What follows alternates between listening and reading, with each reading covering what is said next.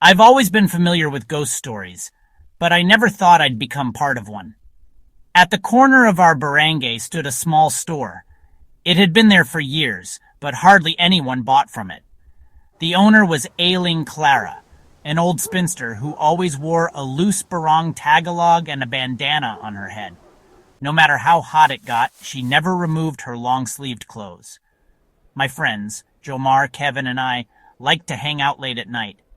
Every morning after our escapades, we'd stop by Aileen Clara's store for soft drinks and bread before heading home.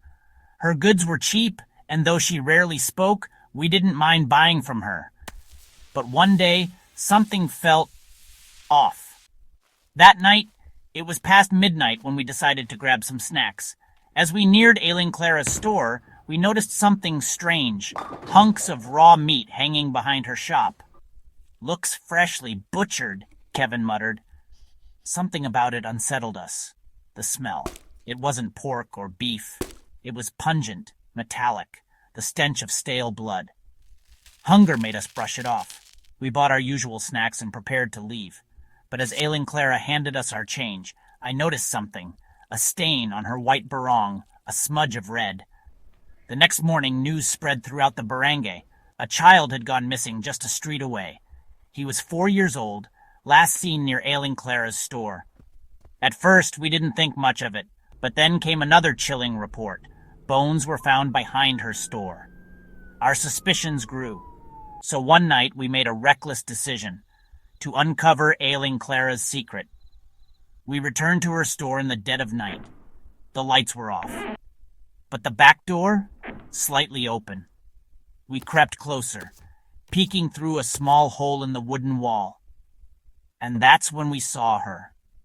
Aileen Clara, sitting at a table, holding a piece of flesh. Not pork, not beef, something else. Slowly, she brought it to her mouth. She chewed deliberately, eyes closed, savoring every bite. And beneath the table, a headless child. I'll never forget what happened next. As if sensing us, she turned sharply toward our hiding spot. And her eyes, they weren't human. They burned red, like fire. We ran. We never looked back.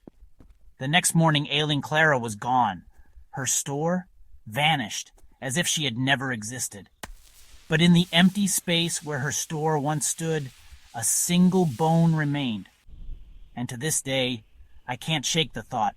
What kind of meat had we been eating all those nights?